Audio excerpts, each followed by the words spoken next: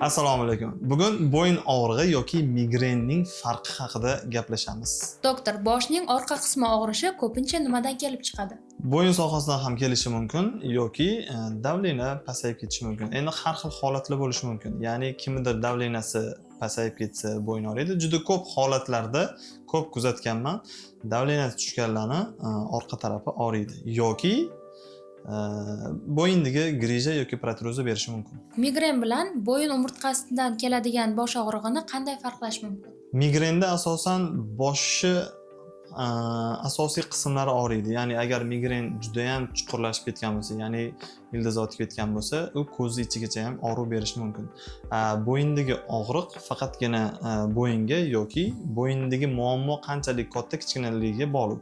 Ya'ni muammosi katta bo'ladigan bo'lsa, qo'lga, yelkaga, barmoqlargacha og'riq beradi. Telefon va kompyuterda uzoq ishlash bosh og'rig'ini kuchaytiradimi? Albatta, bu haqida ko'pdan ko'p aytib o'tganmiz, ya'ni mashqlar ham aytib o'tganmiz.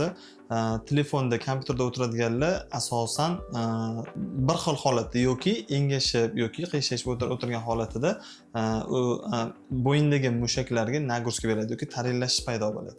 Ana shu holatlarda og'riq beradi. Quloqdan keladigan shovqin va bosh aylanishi ham bo'yin bilan bog'liq bo'lishi mumkinmi? Quloqqa eshitiladigan shovqin quloq oldidagi mayda tomirchaning qisqarib qolishidan keladi. Ya'ni qisqarib qolingan joyida qon vizillab o'tgani hisobiga quloqqa shovqin keladi. Va bosh aylanishi bo'yindan kelishi ham mumkin. Ba'zi bir hollarda bo'lsa, yurakdan ham kelishi mumkin bosh aylanish. Ya'ni ekiga xulosasiga qarab. Bosh og'rig'i uchun faqat dori ichish to'g'rimi? Doimiy ravishda dorini iste'mol qilish zarar beradi. Sababi ichilingan dori qattizgadir foyda, qattizgadir zarar berishi mumkin. O'zi aslida faqatgina bosh og'rig'ingizga ichasiz, lekin pochka, jigar, oshqozonga zarar berib qo'yishingiz mumkin. Har doim ham tavsiya qilinmaydi. Davleniya ko'tarilishi bo'yin muammolari bilan bog'liq bo'lishi mumkinmi? Bo'lishi mumkin. Bo'yindagi muammo qanchalik katta va kichkinaligiga qarab, ya'ni grija bo'lib ketadigan bo'lsa, bo'yinda grija bo'ladigan bo'lsa, davleniyaga ham ta'sir qiladi.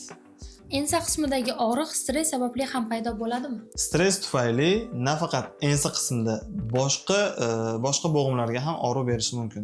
Ya'ni stress sababli kuchli bosim ostida nerv bosiladi. Kinezologiya bu holatda qanday yordam beradi? Kinezologiya bu holatda mushaklarni faol yoki nofaol ishlayotganiga qarab test qiladi va uni normal holatga olib keladi. Manual terapiya bosh og'rig'ini kamaytirishda qanchalik samarali? Manual terapiya agar bo'yin qismida spazm paydo bo'lsa, spazm yuzaga kelgan bo'lsa, 90% foyda beradi. Qaysi holatda zudlik bilan shifokorga murojaat qilish kerak? Boshda yoki bo'yinda chuqur og'riq bo'lsa, ya'ni boyaga aytganimdek migren ildiz otib ketgan bo'lsa, boshga, ko'zgacha beradigan og'riq bo'lsa yoki bo'yindan kelayotgan og'riq yelkaga, tirsakka, barmoqlargacha keladigan bo'lsa, unda darhol shifokorga ko'ringan yaxshi. Suhbatimiz so'ngida bosh og'rig'idan qiynalayotganlarga qanday maslahat berasiz? Birinchi navbatda sog'lig'ingizga e'tibor beringlar, sog'liqni birinchi o'ringa qo'yinglar. Agar yuqorida sanab o'tgan og'riqlar bo'ladigan bo'lsa, birinchi bo'lib doktor yoki shifokorga ko'ringaninglarni tavsiya beraman. Agar sizda ham shunga o'xshash savollar bo'ladigan bo'lsa, izohlarda yozib qoldiring. Keyingi videolarimizda savollaringizga to'liq javob beramiz.